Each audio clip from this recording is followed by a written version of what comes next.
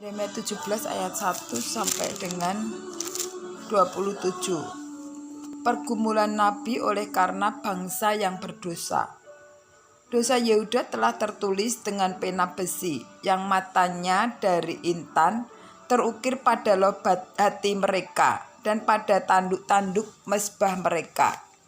Sebagai peringatan terhadap mereka, mezbah-mezbah mereka dan tiang-tiang berhala mereka memang ada di samping pohon yang rimbun di atas bukit yang tinggi, yakni pegunungan di padang. Harta kekayaanmu dan segala barang perbendaaraanmu akan kuberikan dirampas sebagai ganjaran atas dosamu di segenap daerahmu.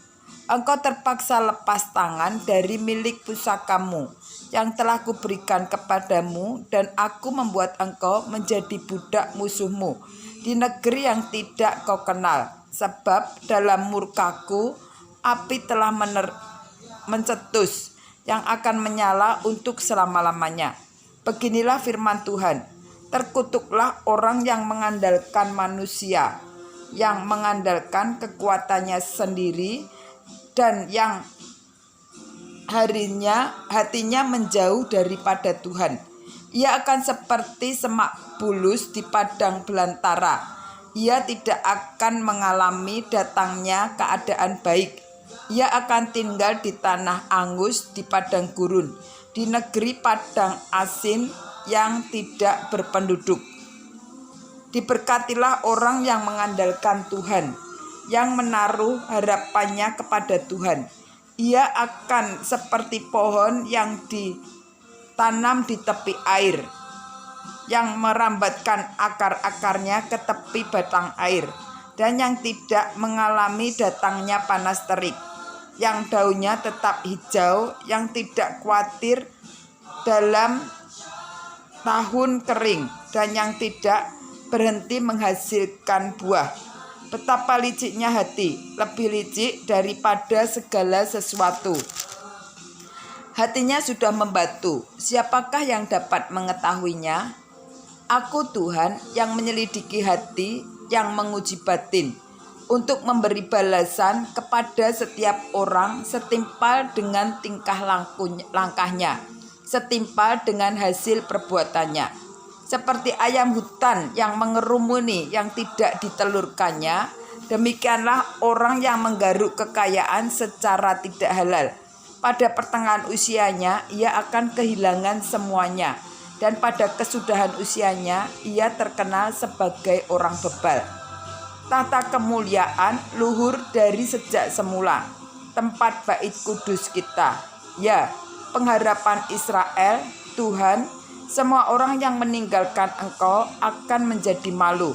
Orang-orang yang menyimpang daripadamu akan dilenyapkan di negeri, sebab mereka telah meninggalkan sumber air yang hidup, yakni Tuhan. Sembuhkanlah aku ya Tuhan, maka aku akan sembuh. Selamatkanlah aku, maka aku akan selamat, sebab engkaulah kepujianku. Sesungguhnya mereka berkata kepadaku, di manakah firman Tuhan itu? Biarlah ia sampai. Namun tidak pernah aku mendesak kepadamu untuk mendatangkan malapetaka. Aku tidak mengingini hari bencana. Engkaulah yang mengetahui apa yang keluar dari bibirku. Semuanya terpampang di hadapan matamu. Janganlah engkau menjadi kedahsyatan bagiku. Engkaulah perlindunganku pada hari malapetaka. Biarlah orang-orang yang mengejar aku menjadi malu, tetapi janganlah aku menjadi malu. Biarlah mereka terkejut, tetapi janganlah aku ini terkejut. Biarlah hari malapetaka menimpa mereka, dan hancurkanlah mereka dengan kehancuran berganda. Yeremia pasal 17 ayat 19 sampai 27. Hari Sabat harus dikuduskan. Beginilah firman Tuhan kepadaku. Pergilah engkau dan berdirilah di pintu gerbang anak rakyat, yang dilalui keluar masuk oleh raja-raja Yehuda, dan di segala pintu gerbang Yerusalem.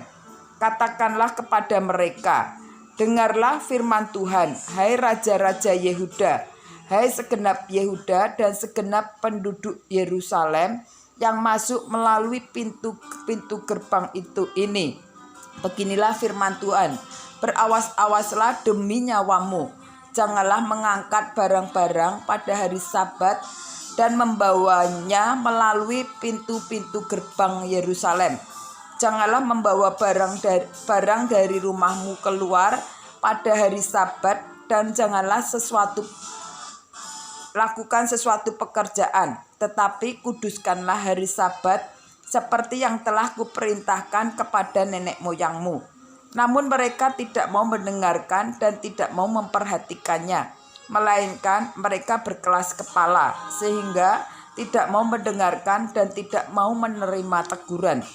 Apabila kamu sungguh-sungguh mendengarkan aku, demikianlah firman Tuhan, dan tidak membawa masuk barang-barang melalui pintu-pintu gerbang kota ini pada hari Sabat, tetapi menguduskan hari Sabat dan tidak melakukan sesuatu pekerjaan pada hari itu, maka melalui pintu-pintu gerbang kota ini akan berarak masuk raja-raja dan pemuka-pemuka yang akan duduk di atas tahta Daud dengan mengendarai kereta dan kuda mereka dan mengendarai dan pemuka-pemuka mereka, orang-orang Yehuda dan penduduk Yerusalem. Dan kota ini akan didiami orang untuk selama-lamanya. Orang akan datang dari kota-kota Yehuda dan tempat-tempat sekitar Yerusalem, dari tanah Benyamin dan dari daerah bukit, dari pegunungan dan dari tanah Negeb, dengan membawa korban bakaran, korban sembelihan, korban sajian, dan kemenyan, membawa korban syukur ke dalam rumah Tuhan. Tetapi apabila kamu tidak mendengarkan perintahku untuk menguduskan hari Sabat dan untuk tidak masuk mengangkut barang-barang melalui pintu-pintu gerbang Yerusalem pada hari Sabat, maka di pintu-pintu gerbangnya aku akan menyalakan api yang akan memakan habis puri-puri Yerusalem dan yang tidak akan terpadamkan.